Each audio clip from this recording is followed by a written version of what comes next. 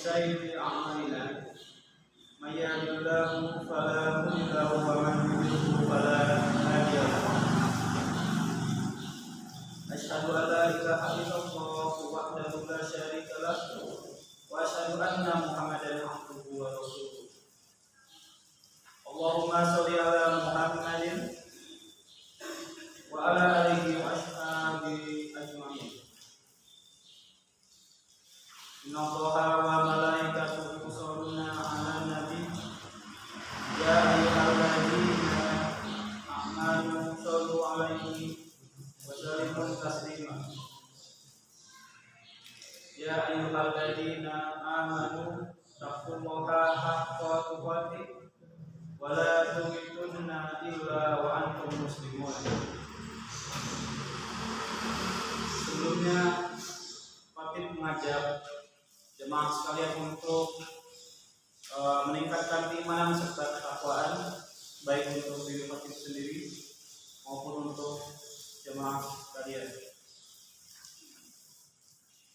Salah satu sikap seorang muslim ketika menghadapi musibah atau sebuah bencana adalah tetap berprasangka baik kepada Allah Subhanahu wa taala.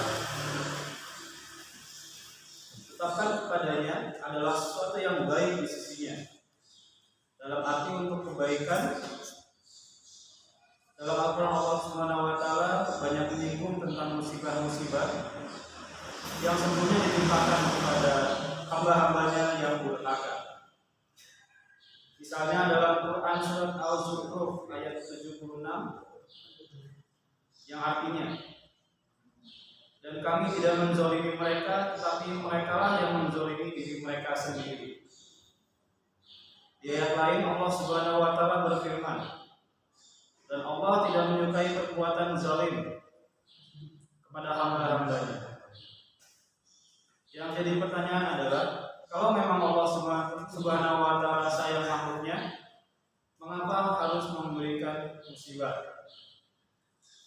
Ibarat pepatah, kalau benar mencintai, mengapa harus menyakiti? Sebagai jawaban, saya menganalogikan seorang ayah atau ibunya yang melihat anaknya melakukan perbuatan yang dapat membahayakan dirinya. Maka pasti dia akan menegur anak tersebut, dan jika mengulangi kesalahannya, maka orang tua tersebut akan menegurnya kembali. Dan jika sudah ketiga kalinya mengulangi kesalahan yang sama dan merugikan dirinya sendiri, maka orang tua tersebut akan lebih keras kepadanya, bahkan sampai kontak fisik. Dan lantas apakah orang tua tersebut tidak sayang kepada anaknya? Insya Allah pasti mereka sayang kepada anaknya tersebut. Maka demikianlah Allah Subhanahu wa taala terhadap hamba-hambanya. Ketika Allah Subhanahu wa taala mendatangkan sebuah musibah, pasti ada hikmah di baliknya. Dan Allah Subhanahu wa taala mau kita itu untuk belajar bagaimana menghadapi musibah dan mengambil hikmah di baliknya. Dan Allah Subhanahu wa taala pun ingin kita untuk belajar mengoreksi diri kita masing-masing. Apakah dosa-dosa yang sudah kita perbuat selama ini sehingga kita diberikan cobaan dan ujian seperti ini, tanpa disadari bahwa sesungguhnya Allah Subhanahu wa taala dengan penuh kasih sayang mengingatkan hamba-hambanya untuk senantiasa tidak melanggar aturan yang sudah dibuat olehnya dan untuk melaksanakan kewajiban yang seharusnya dilaksanakan, dan tidak serta-merta untuk membuat hamba-hambanya yang menderita. Dan Allah Subhanahu wa taala pun sudah berjanji untuk memberikan balasan yang luar biasa jika mengikuti aturannya, dan juga sudah menjanjikan akan memberikan balasan yang luar biasa pula jika tidak menjalankan aturannya. Bila Allah Subhanahu wa taala disalahgunakan oleh manusia, maka sebagai bentuk komunikasi Allah Subhanahu wa taala kepada kita, yaitu dengan mendatangkan musibah yang dapat dimaknai sebagai ujian atau peringatan bagi kita semua. Bagi orang yang beriman, isyarat ini akan cepat direspon dan menyadari kesalahannya yang telah dilakukan.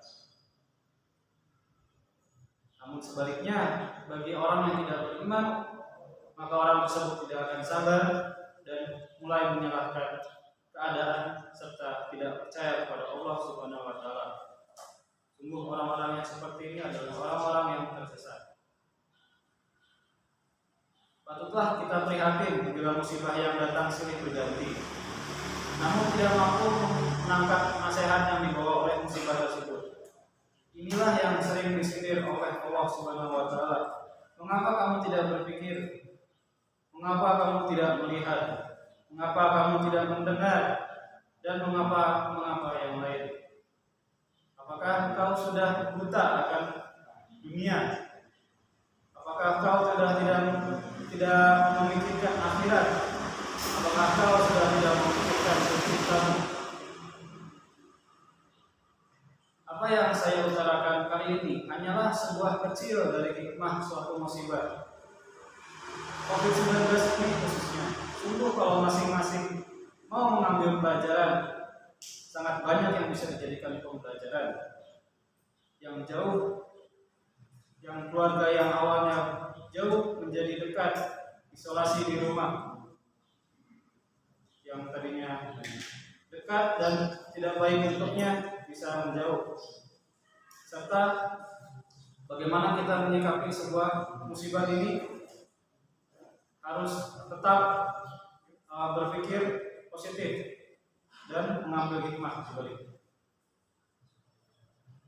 Dan hendaklah kamu cegah datangnya fitnah, yang jika Allah datangkan musibah karena fitnah itu tidak hanya menimpa perilakunya saja di antara kamu.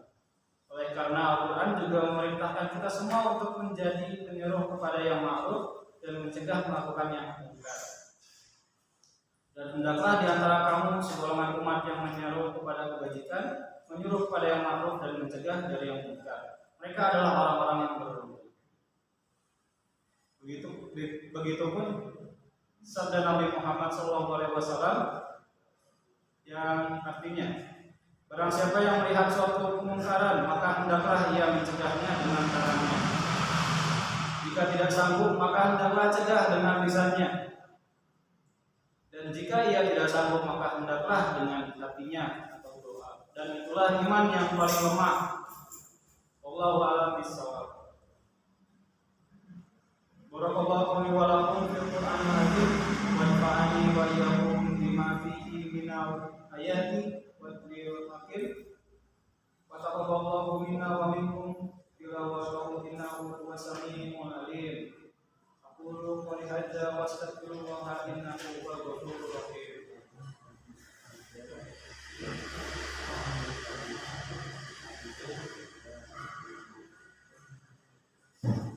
Hadirin sidang Jumat yang dimuliakan Allah, di sidang di khutbah Jumat yang kedua ini, saya akan menyampaikan kesimpulan dari khutbah sebelumnya, yaitu bagaimana senantiasa kita harus menyikapi sebuah musibah adalah hikmah sebaliknya.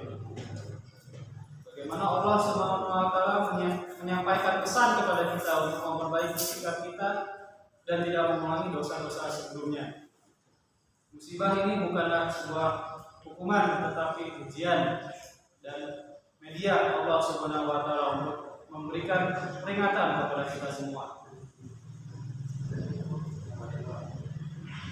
Alhamdulillahilladzi arsala rasulahu bil wa dinil haq yudhhiruhu 'ala dini kullihi walau karihal musyrikun.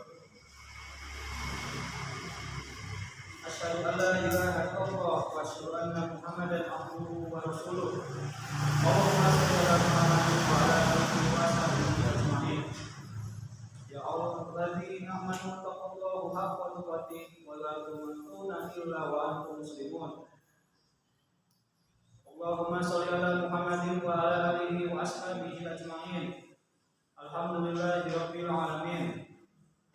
Allahumma ighfir lil mu'minina wal mu'minat wal muslimina wal والمسلمات الأحياء منهم والأموات إنك سميع قريب مجيب الدعوات ربنا ظلمنا أنفسنا ولم تغفر لنا وترحمنا لنكونن من الخاسرين ربنا آتنا في الدنيا حسنة وفي الآخرة حسنة وقنا عذاب النار والحمد لله رب العالمين.